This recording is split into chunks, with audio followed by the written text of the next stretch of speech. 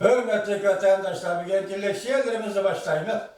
Leksiye de sedeka ediyoruz. Washington'da sözlüğümüz. Bugünkü sağış 2019 yıl 7. ayının 23. günü. Haftaki Seyşembe. Leksiyelerimizi başlaştın avval bir kelime vaziyet doğrusu da sözlüydük.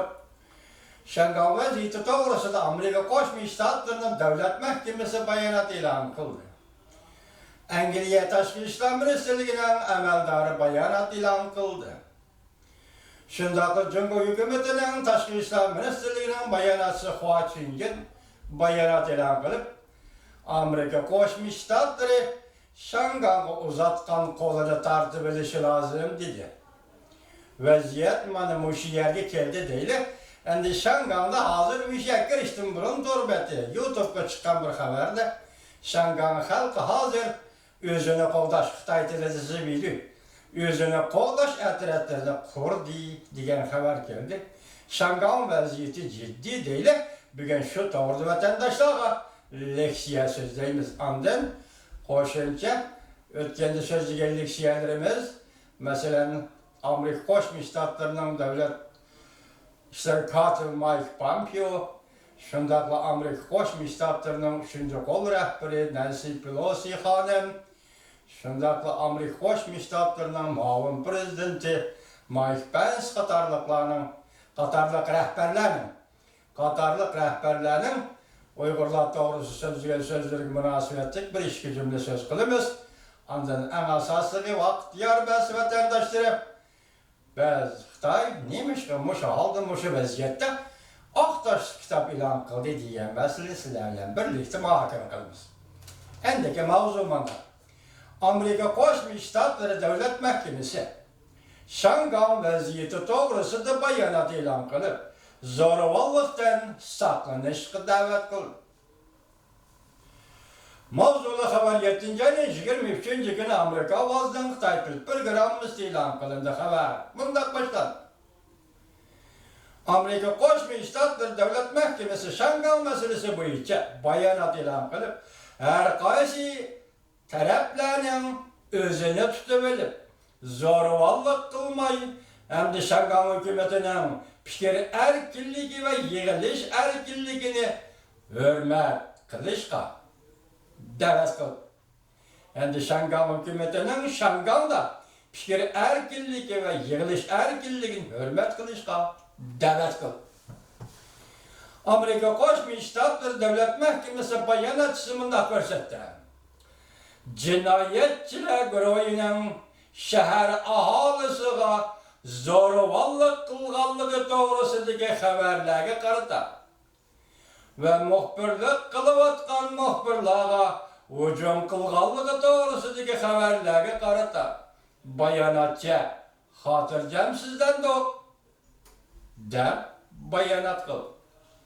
Bu bayonot yuqori saviyalik, chuqur mazmunli bayonot deb hisoblandi. Davlat Mahkemasi Amerika Qo'shma Shtatlarining bayonotchisi yana bunday ko'rsatdi. Shangangda dal hozir elib berilayotgan namoyish Shangang xalqining kayfiyatini aks ettirib berdi. Qaltis jumlalar vatandosh. Shangangda dal hozir davomlashayotgan yoki elib berilayotgan namoyish Shangang xalqining kayfiyatini aks ettirib berdi. Shundaqla hatto Shangangda o'zini o'zi boshqarishning daxlatariga uchirganligiga keng ko'lamli diqqat ag'dirishdi. Keyin ko'raylik. Shangang Pan-Demokrat tizimchilik tashkiloti kishilik huquq fronti qatorqa namoyishi tashkillab o'tkazib berish qonun loyihasi chekindirishni rasmiy talab qilib, hatto mustaqil tekshiruvchilar komiteti qurib soqchilar bilan fuqarolar o'tirishga to'qilishdan kelib chiqish manbini tekshirishni qaror qildi. Pan-Demokratlar yani o'zlarining talablarini jumladan o'tkazib berish qonun loyihasini chekindirish, zo'ravonlarda bekitishni bekor qilish, bastırışlı tekşürüş ve islahatlı kayıtı yolga koyuş derhal. Ama mesela elip bir, bekledikleri. Kişilik hukuk fronti namayiş teşkillik ütilleyen yimmin muhbirga mundaq dedi. Şangan halkı beştürlük talepni bir kanç geçen oturga koydu. Afsus ki Linjin hükümeti bizden beştürlük taleplerimizge hiç kandak cevap kaytırmadı. Endilikte koşup yani bir haber, Angeliya hükümeti Şangan namayişçilerinin Yuellanda zoravallık hücumu koşurgallıgıdan çürçügelligini bildirdi. Mavzula haber 7. ayının 23. günü Amerika avazdan Xitay programı ilan kılındı. Haber bundan başlandı. Angeliya hükümeti düşenbe günü Şanganlı Yuellan rayını namayişçilerinin zoravallarının hücumu koşurgallıgıdan çürçügelligini belki Şangan memuriyetinin namayişçilerinin zorvallık hücumu koşurgallıgını tekşürüşke yakından dikkat kılvatkallıgını bildirdi. Bu vaka Angliya parlamentinde ciddi oturup koyuldu.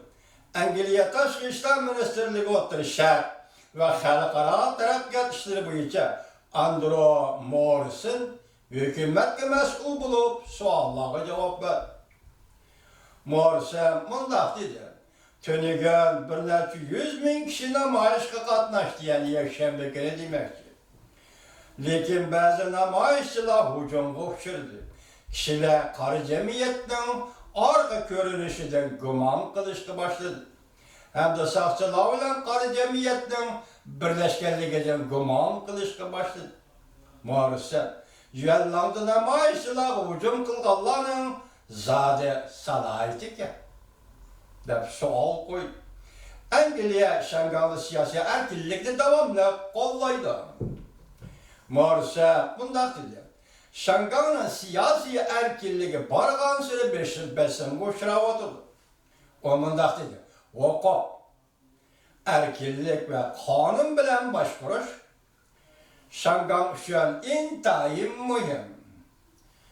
Bular uchun albatta biz davomli ko'krak kerib o'tirib chiqib, qattiq sado qaytaramiz. Hozirgacha 45 odam Şanganda yaralandi. 15 odam doktorxonada davolanyapti. Bunun ichida bir nafar kishining ahvoli xatar.